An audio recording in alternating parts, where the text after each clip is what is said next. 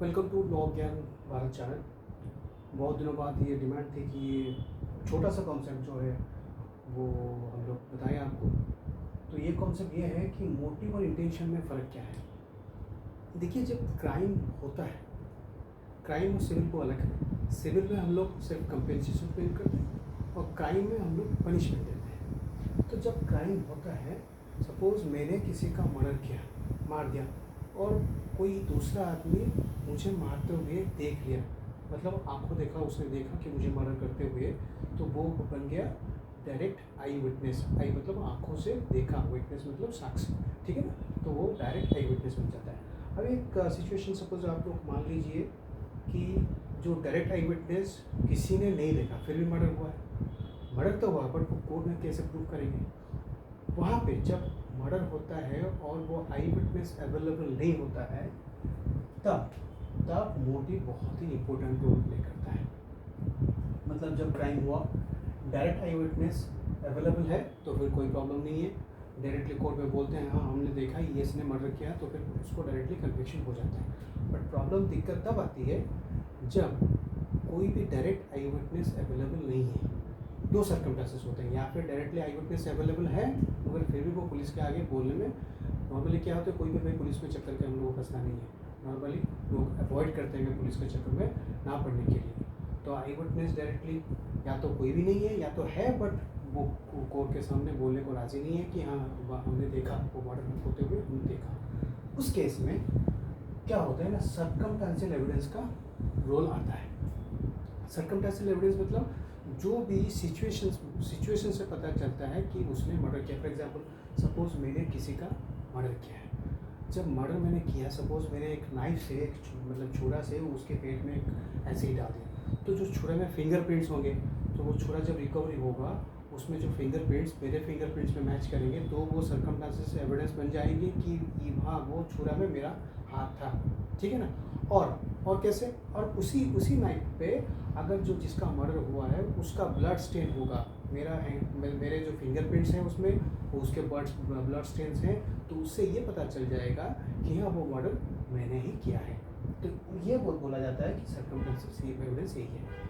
अब circumstantial evidence तो हम लोग पता चल गया क्या होता है। जब डायरेक्ट आई विटनेस नहीं होता है तो सर्कमस्टेंसेस से पता चलता है कि हाँ मर्डर इसने इसका मर्डर किया है, ठीक है, समझ गए।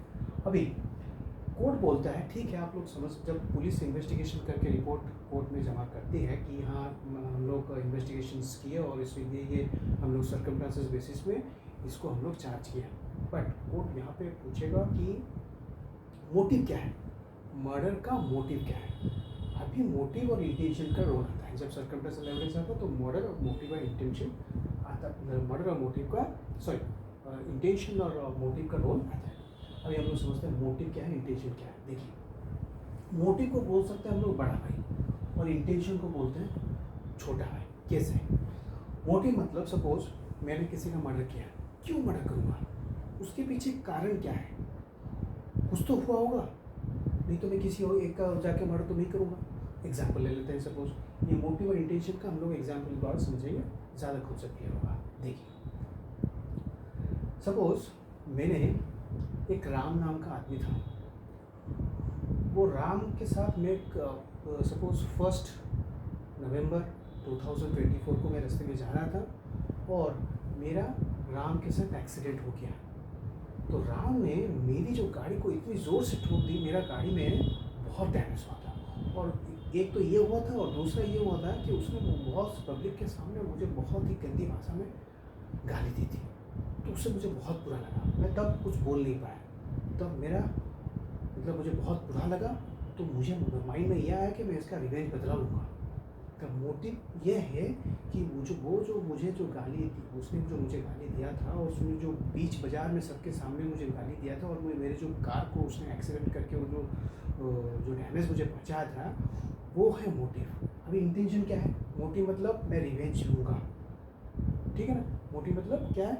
मेरा जो माइंडसेट है, मेरा जो माइंडसेट क्या है? माइंडसेट ये है कि मुझे जो उसने तकलीफ दी थी मैं भी उसका बदला लूँगा। तो ये है मेरा माइंडसेट, यहाँ पे मोटिव अराइज करता है। अभी इंटेंशन क्या है? इंटेंशन जब आता है, मोटिव पहला स्टेज है, फिर नेक्स्ट स्टेज क्या है? नेक्स्ट स्टेज है इंटेंशन, मतलब इंटेंट। इंटेंशन मतलब समझ रहे हैं ना, मतलब मुझे जब माइंडसेट मेरा फिक्स हो गया तो मैं क्या करता हूँ, वो माइंडसेट को फुलफ़िल करने के लिए जो नेक्स्ट स्टेज आता है उसको बोलते हैं इंटेंशन। अभी उसको एग्जाम्पल समझते हैं। अरे ये मोटिव का एग्जाम्पल समझ लिए, मुझे एक्सीडेंट हुआ था, मुझे बहुत ही बीच बाज़ार में से उसने गाली दिया था और मेरी गाड़ी को भी ठोक दी थी, तो उसमें गाड़ी में बहुत डैमेज हुआ था और मैं कुछ कर नहीं पाया था उस समय। तो मेरा मोटिव ये हुआ था कि मैं उसका बदला लूँगा। अभी ठीक है, क्लियर। अभी नेक्स्ट स्टेज आता है इंटेंशन। ये है छोटा भाई, बड़ा भाई आगे, ये छोटा भाई आगे। छोटा भाई मतलब वो जो इंटेंशन मतलब ये है कि मेरा ऑब्जेक्ट है उसका बदला मैं लूँगा। मैं कुछ कर नहीं पाया था, मोटिव वो जो सर्कमस्टेंसेस हुआ था उसका मैं बदला लूँगा, ठीक है ना। अब इंटेंशन के बाद क्या होता है, मैं कुछ काम करने जा रहा हूँ। समझ गए, अभी मोटिव हो गया, इंटेंशन हो गया। अभी इंटेंशन में क्या किया, मैंने डिसाइड किया ठीक है मैं भी एक बंदूक खरीदा। मैंने एक बंदूक खरीदा, वो जो जिसने मेरे साथ एक्सीडेंट किया था उसको मारने में गया, उसे मैंने बंदूक ऐसे टान दी, ट्रिगर भी दबा दिया, बट गोली क्या हुआ, ऐसे उसके साइड से निकल गया, ठीक है ना। गोली मैंने उसके ऊपर जब ट्रिगर दबाया तो गोली ऐसे मेरे मतलब उसके बगल में ऐसे निकल गया, उसको टच नहीं किया। बट अगर थोड़ा सा 19-20 होता तो उसका डेथ हो जाता है। तो मैंने जब ट्रिगर दबा दिया तो मतलब मेरे एक्ट किया है। जब मेरा इंटेंट मतलब मोटिव हो गया, इंटेंशन भी हो गया, तो मुझे मारना है उसको, तब मैंने क्या एक्ट किया, ठीक है ना। पहला motive stage, second stage intention, फिर थर्ड स्टेज है act towards commission of act. अब एक्ट का दो पार्ट है, एक तो सक्सेस हो जाता है, दूसरा है फेलियर। जब सक्सेस हो जाता है वो ऑफेंस बन जाता है, जब फेलियर हो जाता है तो फिर attempt to commit an offence. Example, तो मेरा मोटिव ये है, मुझे बहुत ही गाली दिया था, इंटेंशन क्या है, नहीं मैं उसका बदला लूँगा। बदले लेने के लिए मैंने एक्ट किया, मैंने बंदूक खरीदा, फिर बंदूक लेके उसके पास गया और उसको बंदूक ने ट्रिगर को दबाया, ठीक है, ट्रिगर दबाया। अभी क्या हुआ, ट्रिगर दबाया तो गोली आके उसके सर पे लगा, तो गोली अगर लगती है तो फिर उसका डेथ हो जाता है, तो वो ऑफेंस बन जाता है। सपोज गोली उसे नहीं लगी, गोली उसके बगल से निकल गई, फिर भी मैंने एक्ट तो कर दिया, वो सक्सेस नहीं हुआ, वो फेलियर है, वो हो जाएगा attempt to commit an offence. समझ गए, क्लियर। फिर भी अगर कोई डाउट हो तो आप कमेंट में बताइए, क्या भी डाउट है वो हम क्लियर कर देंगे। हमारे फ्री क्लासेस चल रहे हैं, आप जो भी कॉन्टैक्ट नंबर दिए गए हैं डिस्क्रिप्शन में, उसमें आप कॉन्टैक्ट कर सकते हैं और फ्री क्लासेस ज्वाइन कीजिए। हम लोग बारीकी से समझाएंगे, आपको रट्टा मारने का ज़रूरत नहीं है। कॉन्सेप्ट समझेंगे तो आप खुद के लैंग्वेज से, प्रॉब्लम लॉ में क्या होता है देखिए, जो इंग्लिश में लिखा होता है जनरली क्या होता है, जो भी इंग्लिश मीडियम के बच्चे हैं फिर भी उन लोगों के लिए भी प्रॉब्लम होती है, क्योंकि जनरल इंग्लिश और ये लॉ में लिखा हुआ इंग्लिश में थोड़ा अंतर होता है। तो अगर आप वो मतलब समझ लेते हैं, क्योंकि जो कानून बनाया गया है वो जनरल लाइफ से ही कानून बनाया गया है, अगर आप मतलब समझ सकते हैं तो अपनी खुद के लैंग्वेज में प्रेजेंट कर सकते हैं। एक बार आप खुद के लैंग्वेज से, कोई भी जरूरी नहीं है डायरेक्ट से आप कोई भी क्वेश्चंस के आंसर आप डायरेक्ट से ये डिट्टो सेम टू सेम लिखो, कोई ज़रूरत नहीं है, आप खुद के लैंग्वेज में लिखो और प्रेजेंट अच्छे से करो, डायग्राम से करो, वो सब हम लोग आपको गाइड करेंगे। जो हमारे फ्री क्लासेस चल रहे हैं उसमें आप ज्वाइन कर सकते हैं। और इसका नेक्स्ट वीडियो हम लोग, ये पहला वीडियो ये है कि ये आप पहले मोटिव और इंटेंशन समझेंगे तो फिर आप जो मर्डर होता है, मर्डर और कल्पेबल होमिसाइड जो भी है, नेक्स्ट वीडियो हम लोग डालेंगे, उसमें आपको समझने के लिए सुविधा हो जाएगा। कैसे मोटिव और इंटेंशन, एक बार मोटिव और इंटेंशन होता है तो फिर इंटेंशन होने से ही वो मर्डर और कल्पेबल होमिसाइड कैसे आपके लोग, वो हम दूसरे वीडियोस में आपको बताएंगे। ये वीडियोस अगर अच्छा लगे तो फिर लाइक करें और सब्सक्राइब करना बिल्कुल मत भूलिए, क्योंकि हम लोग रेगुलरली वीडियोज़ डालेंगे। और हाँ, शेयर ज़रूर ज़्यादा से ज़्यादा शेयर करें।